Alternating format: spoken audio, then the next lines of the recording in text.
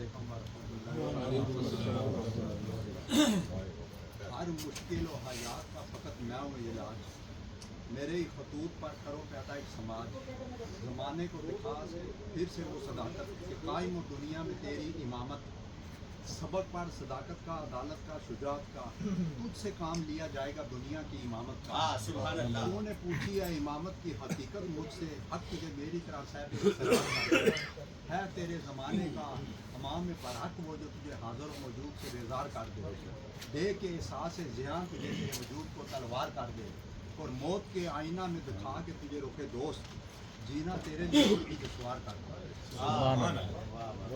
اور خودی کے زور سے دنیا پہ چھا جا، مکان میں رنگ روپ کا راز آ جا، تو راز کن فقاں ہے اپنی آنکھوں پہ عیاں ہو جا، خودی کا راز نہ ہو جا، خدا کا ترجمہ ہو جا، خودی میں ڈوب جا، غافل کے سرے زندگانی ہے، نکل کر ہلکا شام سحر سے جامداں ہو جا، ہوس میں کر دیا ٹکڑے ٹکڑے روح انسان کو، اخوت کا بیاں ہو جا، محبت کی زبان ہو جا، اور ہر لحظہ ہے مومن کی نئی شان نئی آن، گفتار میں کردار میں اللہ کی برہان، یہ راز کسی کو نہیں معلوم کہ مومن قاری نظر آتا ہے، حقیقت میں ہے قرآن، قہاری ہو غفاری ہو قدوسی ہو جبروت، یہ چار عناصر ہوں تو بنتا ہے مسلمان، اور قدرت کے مقاصد کا عیاں اس کے ارادے، دنیا میں بھی اس کا نظام، قیامت میں بھی اس کا نظام۔ بہت ہی واجب احترام قبلہ شاہ صاحب، حاضرین محترم، عاشقان مصطفیٰ، غلامان مصطفیٰ، ثناءخوان مصطفیٰ، خوشحالان مصطفیٰ، خوش بیان مصطفیٰ، اللہ تعالیٰ کا بے پناہ شکر ہے، اور حضور نبی کریم صلی اللہ علیہ وسلم کی نگاہ قدم سے جن کی توفیق سے آج ہم اس خوبصورت ذکر کی محفل میں شریک ہوئے ہیں، میں اس میں شرکت کرنے پر آپ سب کو خوش آمدید کہتا ہوں، اور خاص طور پر خالد بھائی کو جو اس خوبصورت محفل کا اہتمام کرتے ہیں، میری اللہ تعالیٰ سے دلی دعا ہے اللہ تعالیٰ ان کے گھر بار میں، کاروبار میں رحمت اور برکت نازل فرمائے، ان کے علم اور عمل میں اضافہ فرمائے، اور اللہ کریم ہمارے دلوں کو اپنے اور اپنے پیارے حبیب نبی کریم صلی اللہ علیہ وسلم کی یاد سے ہمیشہ روشن رکھے۔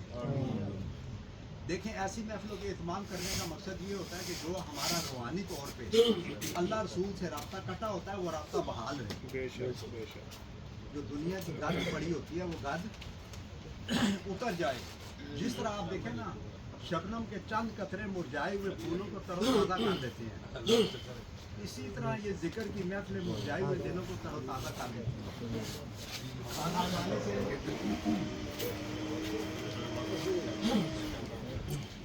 ایک بار بیٹھ جائیں، آپ آ جائیں،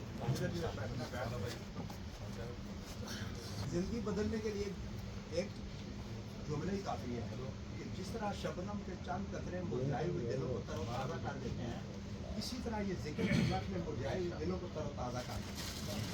کھانا کھانے سے جسم طاقتور ہوتا ہے، لیکن اچھی باتوں سے روح طاقتور ہوتی ہے۔ روح جتنی طاقتور ہوگی، عبادت اور ریاضت اتنی قبول ہوگی، کیونکہ عبادت اور ریاضت کا تعلق روح کے ساتھ ہے، روح کا تعلق ذکر کے ساتھ ہے، اور ذکر کا تعلق فکر کے ساتھ ہے۔ سبحان اللہ۔ جس ذکر کے ساتھ فکر نہیں، اس ذکر کا کوئی فائدہ نہیں۔ جس علم کے ساتھ عمل نہیں، اس علم کا کوئی فائدہ نہیں۔ جس دولت کے ساتھ برکت اور سخاوت نہیں، اس دولت کا کوئی فائدہ نہیں۔ جس زندگی میں اللہ رسول کی اطاعت اور فرما برداری نہیں، اس زندگی کا کوئی فائدہ نہیں۔ جس نیکی اور عبادت کے ساتھ خضوع اور خشوع نہیں، اس نیکی اور عبادت کا کوئی فائدہ نہیں۔ اور جس زبان پہ ذکر خدا اور ذکر مصطفیٰ نہیں، اس زبان کا کوئی فائدہ نہیں، کیونکہ زبانوں میں سب سے خوبصورت زبان وہ ہے جو مصطفیٰ کا ذکر کرتی ہے، کانوں میں سب سے خوبصورت کان وہ ہیں جو مصطفیٰ کا ذکر سنتے ہیں، الفاظوں میں سب سے خوبصورت الفاظ وہ ہیں جو مصطفیٰ کے ذکر کے لیے چنے جاتے ہیں، گھروں میں سب سے خوبصورت گھر وہ ہیں جہاں ذکر مصطفیٰ کی محفلیں ہوتی ہیں، اور انسانوں میں سب سے خوبصورت انسان وہ ہیں جو ایسی ذکر کی محفلوں کا اہتمام کرتے ہیں۔ آپ دیکھیں دوستان محترم، بس ایک 2 منٹ اپنی حاضری لکھواؤں گا، میں تو اصل قبلہ شاہ صاحب کی زیارت کے لیے آتا ہوں۔ تو آپ دیکھیں دوستان محترم، نماز ہے، جتنے بھی اعمال صالح ہیں، اب نماز سارے مسلمان پڑھتے ہیں، میں ایک بات کر رہا ہوں، روزہ سارے مسلمان، حج اور عمرے سارے مسلمان کرتے ہیں، قرآن پاک کی تلاوت سارے مسلمان کرتے ہیں، لیکن قبول سب کا ایک جیسا نہیں ہوتا۔ قبول صاحب کا ایک جیسا نہیں ہوتا. قبول ہر انسان کا اتنا ہی ہوتا ہے جتنا اس کا اللہ پہ یقین اور حضور نبی کریم صلی اللہ علیہ وسلم پہ ایمان ہوتا ہے. جتنا کیا ہوتا ہے؟ ایمان ہوتا ہے. آپ دیکھیں نا دنیا کا مال اور دولت جتنا مرضی آپ کما لیں, دنیا کے مال اور دولت جتنا مرضی کما لیں, آپ کے ساتھ وہی جائے گا جو آپ نے راہ خدا خرچ کیا. آپ کے ساتھ خالد بھائی وہی جائے گا جو آپ نے راہ خدا خرچ کیا ہوگا. آپ جتنی مرضی باتیں کر لیں, آپ کی وہی عبادت قبول ہوگی جو حضور نبی کریم صلی اللہ علیہ وسلم کی عشق اور محبت کے ساتھ آپ نے کی, عقیدت اور ادب کے ساتھ کی, تعظیم اور تکریم کے ساتھ کی, تعزیر اور توقیر کے ساتھ کی. کسی نے علامہ اقبال سے پوچھا نا کہ زندگی کیا ہے, اس نے کہا ہر وقت حضور نبی کریم صلی اللہ علیہ وسلم کے عشق اور محبت میں گم رہنے کا نام زندگی ہے.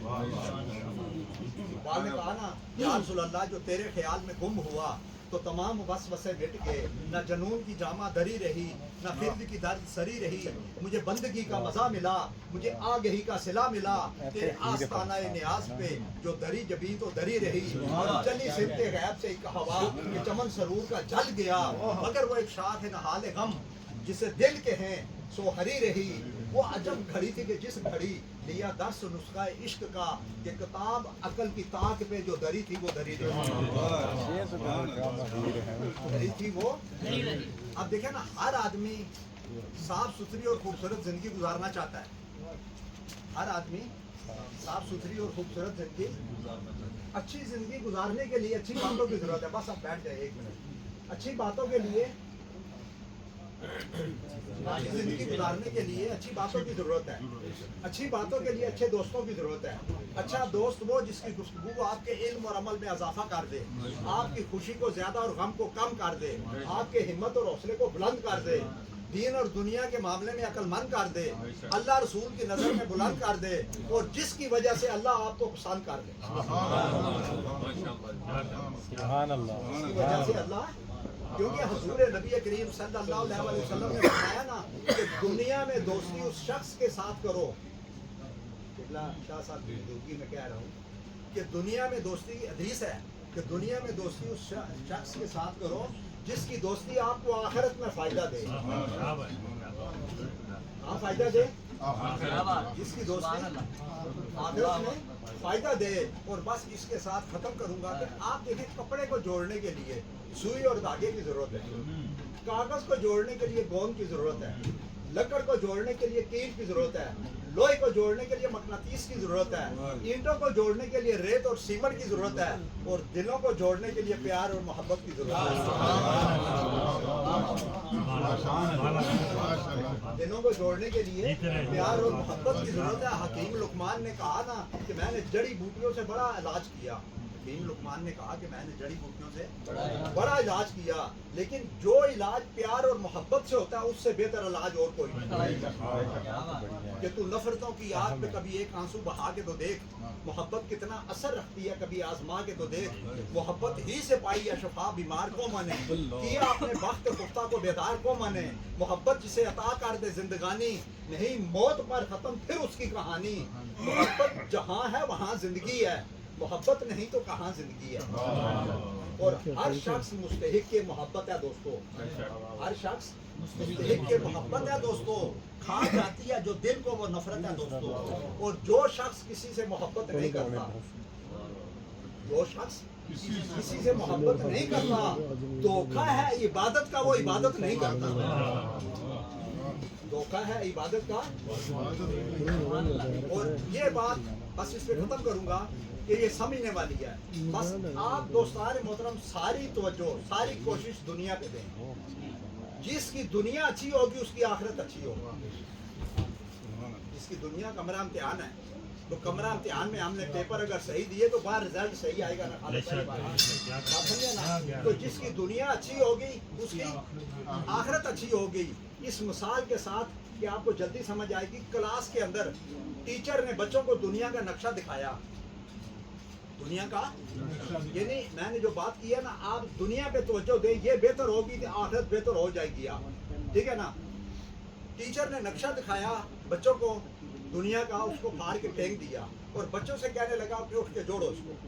اٹھ کے جوڑو. اب جو بچہ آتا ہے نقشہ جوڑنے کے لیے چھوٹے چھوٹے پیس ہو کے دیکھیے قبلہ شاہ صاحب تو کسی سے نہیں جڑتا, کسی سے نہیں جڑتا, کسی کو نہیں سمجھ آ رہی تھی. آخر میں ایک بچہ آیا, اس نے کھڑے ہو کے بڑے غور سے دیکھا, اس نے کہا نقشہ تو کسی سے جڑتا نہیں. اس نے غور سے دیکھا, اس کو ایک انسانی آنکھ نظر آئی. کیا نظر آئی؟ انسانی آنکھ. اب غور کریں کہ اس نقشے کی دوسری طرف پیپر کے انسان کی تصویر بنی. کس کی تصویر بنی تھی؟ انسان کی تصویر بنی تھی. اس بچے نے کیا کیا, الٹا کے دیکھا, اس کو کہیں ہاتھ نظر آیا, کہیں سر نظر آیا. بات سمجھے نا, اس نے انسان کو جوڑ دیا. جب اس نے انسان کو جوڑ دیا تو ٹیچر سے کہنے لگا کہ سر مجھے دنیا کے نقشے کا تو نہیں پتا ہے لیکن میں نے انسان کو جوڑ دیا ہے. شاہ صاحب تو ٹیچر نے کہا جس نے بیٹا انسان کو جوڑ دیا اس نے انسانیت کو جوڑ دیا, اور جس نے انسانیت کو جوڑ دیا اس نے ساری دنیا کو جوڑ دیا.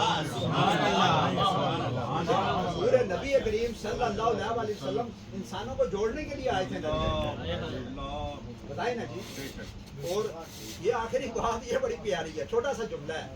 9 نے 8 کو مارا, 8 نے 7 کو مارا. اب 8 نے 9 سے کہا کہ مجھے کیوں مارا ہے؟ اس نے کہا میں تم سے بڑا ہوں. 9 بڑا ہے نا جی 8 سے. تو 8 نے 7 کو مارا. اس نے پوچھا کیوں مارا؟ اس نے کہا میں تم سے بڑا ہوں. اب 7 نے 6 کو مارا, 6 نے 5 کو, 4 کو. بات سمجھ رہے ہیں؟ آخر میں انہوں نے 1 کو مارا, 2 نے 1 کو مارا. اب 1 نے بھی تو قبلہ شاہ صاحب کسی کو مارنا تھا نا. اس نے ادھر ادھر دیکھا, اس کو 0 نظر آیا. اس کو 0 نظر آیا. اس نے 0 کی طرف دیکھا, 0 ڈر گیا کہ اب مجھے مارے گا. تو وہ اس سے کہنے لگا ڈر نہیں, تو ادھر آ میرے ساتھ کھڑا ہو. اس نے اس کو ساتھ ملا کے 10 بنا دیا. اور اس نے کہا بڑا وہ نہیں ہے جو چھوٹوں کو مارتا ہے, بڑا وہ ہے جو چھوٹوں کو بڑا بناتا ہے. بڑا, کیونکہ یہ اللہ والوں کی محفلیں ہیں, یہاں بڑی باتیں ہوتی ہیں. یہ اٹھ کے اب بس میں جہاں کا اور ہی انداز ہے, مشرق و مغرب میں تیرے دور کا آغاز ہے, اور قوت عشق سے ہر پست کو بالا کر دے, دہار میں اس میں محمد سے اجالا.